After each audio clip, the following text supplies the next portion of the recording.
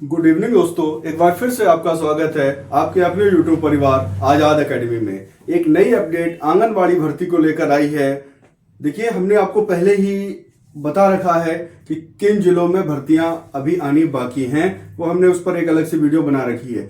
उन्हीं जिलों में लगातार क्रमिक भर्तियां आ रही हैं बराबर। तो जो अभी एक नोटिफिकेशन जारी हुआ है जो है आपका कुशीनगर जनपद का। तो आज हम इस कुशीनगर जनपद में आंगनवाड़ी की कितने पद हैं और कितनी भर्तियां आई हैं वो सब उस पर चर्चा करेंगे। क्या क्या डॉक्यूमेंट्स आपको चाहिए होंगे, कैसे आपको फॉर्म अप्लाई करना है, इन सब पर चर्चा करेंगे। उससे पहले अगर आप हमारे चैनल पर नए हैं, पहली बार देख रहे हैं हमारी वीडियो को, तो चैनल को सब्सक्राइब कर लीजिए, वीडियो को लाइक करिए, कमेंट करिए और साथ ही साथ अगर वीडियो हमारी अच्छी लगती है उसे शेयर भी करिए। तो चलिए साथियों, आगे बढ़ते हैं। बात करेंगे हम आंगनबाड़ी भर्ती 2025 में। देखिए, भर्ती गतिमान है।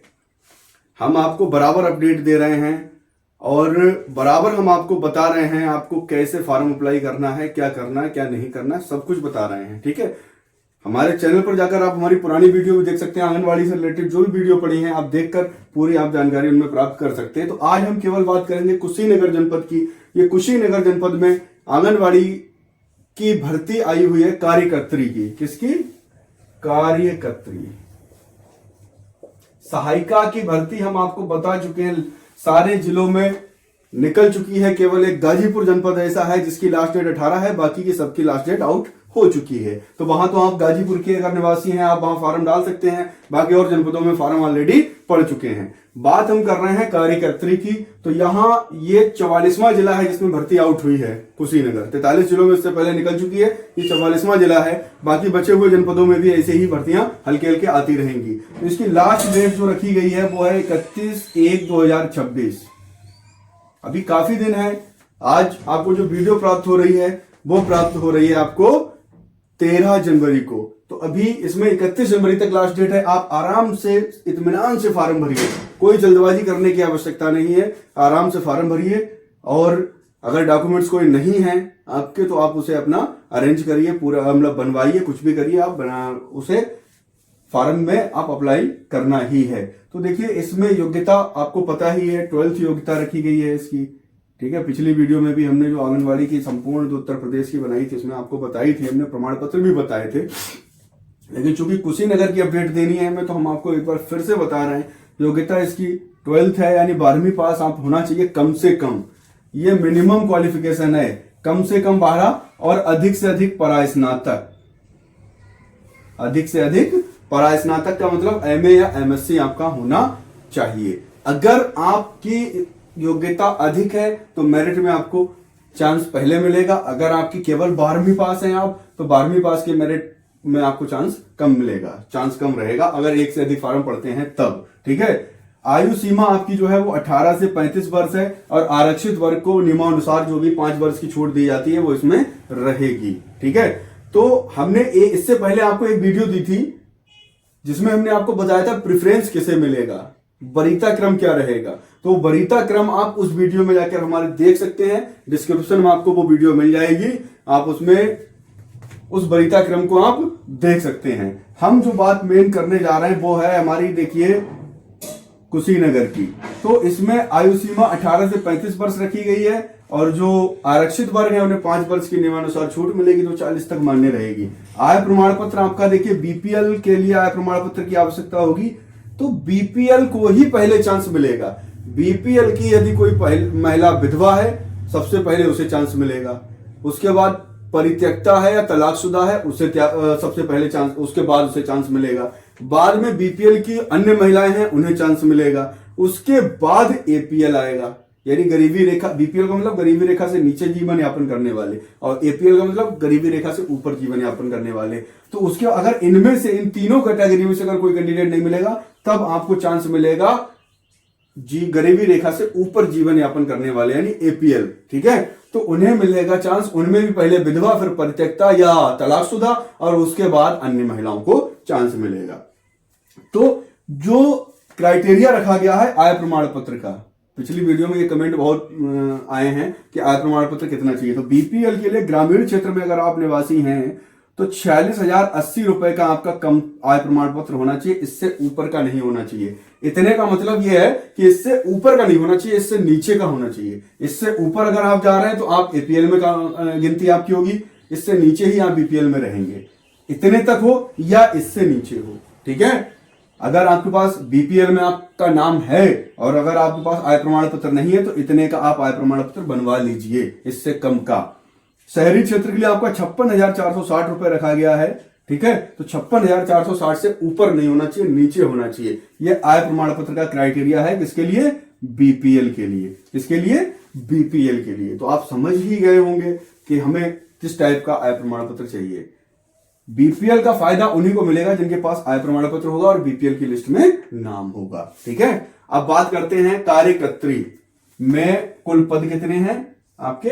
27। आंगनवाड़ी कार्यकर्त्री में कुल पद आपके कितने रखे गए हैं? इसमें कुशीनगर में 27 हैं। आप कुशीनगर के ऑफिशियल नोटिफिकेशन को जब देखेंगे तो आपको वहां ब्लॉक वाइज आपकी वैकेंसी सारी और आरक्षण वाइज भी सब कुछ अलग अलग स्पष्ट रूप से दे रखा है। ओबीसी की कितनी है, एससी की कितनी है, एसटी की कितनी है या जनरल की कितनी है, ठीक है। तो ये आपको वहां आपको मिल जाएगा, मतलब ऑफिशियल नोटिफिकेशन में सब कुछ स्पष्ट दे रखा है।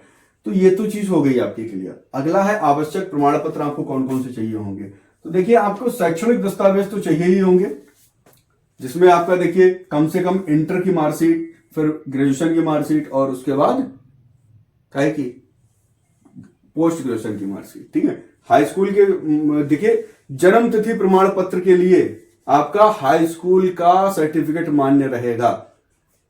आपका जन्म तिथि के लिए आपको क्या लगाना होगा? हाई स्कूल का सर्टिफिकेट लगाना होगा। मेरिट में वो काउंट नहीं होगा, मेरिट नहीं जुड़ेगी उसकी, हाई स्कूल की मार्कशीट की मेरिट नहीं जुड़ेगी, लेकिन जन्म तिथि के लिए आपको ये लगाना होगा, ठीक है। दूसरा आपका बाकी तो इसमें आपका हाई स्कूल, इंटर, बीए और एमए या एमएससी, बीए या बीएससी, ठीक है। तो ये आपके शैक्षणिक प्रमाण पत्र रहेंगे। उसके अलावा आय प्रमाण पत्र आपका वही बीपीएल के लिए सिस्टम सेम रहेगा। जाति प्रमाण पत्र आपको चाहिए होगा, अगर आप जनरल में हैं तो जाति प्रमाण पत्र नहीं लगेगा। उसके बाद एक और आपका निवास प्रमाण पत्र। देखिए इसमें ये तीनों प्रमाण पत्र ऐसे हैं कि इनका सत्यापन होना है, तो इसलिए इन्हें बहुत सावधानी पूर्वक आप ऑनलाइन अपने आप कर रहे हैं तो अच्छी बात है, कैफे करा रहे हैं तो अपने आप चेक करते रहना कि जो इनका क्रमांक होता है, जो प्रमाण पत्र का नंबर है, वो नंबर सही सही भरें, क्योंकि ये ऑनलाइन सत्यापित होंगे। और ऑनलाइन सत्यापित वो ऐसा नहीं आपसे कराएंगे, हो सकता है वो अपने आप करके देख लें, ठीक है, अपने आप भी करके देखेंगे वो। तो इसलिए इनके नंबर जो हैं, क्रमांक नंबर, आपको सीरियल नंबर जो है बहुत सावधानी पूर्वक भरना है, कोई भी उसमें गलती नहीं होनी चाहिए। दूसरी बात आपकी जो है वो ये है कि आपने ये लगा दिए, ठीक है। तो अब इसमें ये आपको एकदम सही लगाने चाहिए, ऑनलाइन होने चाहिए आपके। ऐसा नहीं बहुत पुराने रखे हुए, पहले के जो ऑनलाइन नहीं थे उन्हें लगा दिया तो उनका सत्यापन नहीं हो सकता, इसलिए ऑनलाइन होने चाहिए। बाकी ये क्राइटेरिया या ये डेट नहीं दी है नोटिफिकेशन में, ये कब के होने चाहिए, 3 साल पुराने होने चाहिए, 4 साल पुराने होने चाहिए, लेकिन ऐसा नहीं दिया है, उससे कोई दिक्कत नहीं है। लेकिन आय प्रमाण पत्र आपको कम से कम 3 साल से अधिक पुराना नहीं होना चाहिए, ये तो आय प्रमाण पत्र का रूल होता है, 3 साल से अधिक पुराना नहीं होना चाहिए। तो आय प्रमाण पत्र आपका करंट का होना चाहिए, 3 साल के बाद का होना चाहिए। और जाति और निवास के लिए ऐसा रूल नहीं है, लेकिन फिर भी अगर आप करंट के लगा रहे हैं, नए लगा रहे हैं तो वो ज्यादा अच्छा है। लेकिन अगर पुराना भी है तो आपका ऑनलाइन सत्यापित होना चाहिए। अपने आप कैफे पे जाके सत्यापन करा के देख लीजिए, अपने आप सत्यापित करके देख लीजिए। अगर नहीं हो रहा है तो दूसरा बनवा लीजिए, क्योंकि इतने दिन में बन जाएगा, ठीक है। तो ये आपकी सारी क्लियर हमने बता दी। इसके अलावा जितने भी डॉक्यूमेंट्स लगाएंगे, आप जो स्कैन करेंगे, स्कैन करके अपलोड करेंगे, बहुत ही स्पष्ट रूप से दिखना चाहिए स्कैनिंग में।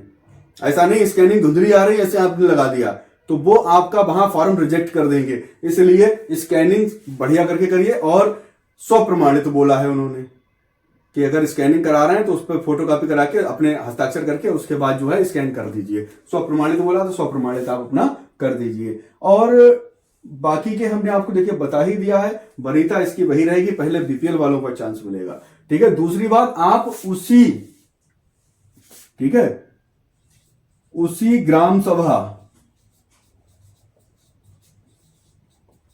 या वार्ड के निवासी होना जरूरी है। यानी आप जहां से फॉर्म अप्लाई कर रहे हैं आपका वहीं का निवासी होना जरूरी है। लेकिन आप अगर आपकी ग्राम सभा में वैकेंसी नहीं है, तो आप दूसरी जगह से यानी अपने न्याय पंचायत की किसी दूसरी ग्राम सभा में या दूसरे वार्ड में आप फॉर्म अप्लाई कर सकते हैं, लेकिन उसका वही शर्त है कि अगर वहां से किसी ने नहीं किया होगा तो आपको चांस मिलेगा, अगर वहां से किसी ने किया होगा तो आपको चांस नहीं मिलेगा। कहने का तात्पर्य यही है कि अगर किसी ग्राम सभा में कोई भी फॉर्म अप्लाई नहीं होता है तो वहां के पड़ोसी ग्राम सभा का अगर कोई अप्लाई करता है तो उसका सिलेक्शन होगा, अन्यथा की स्थिति में अगर वहां के किसी ने कर दिया तो नहीं होगा।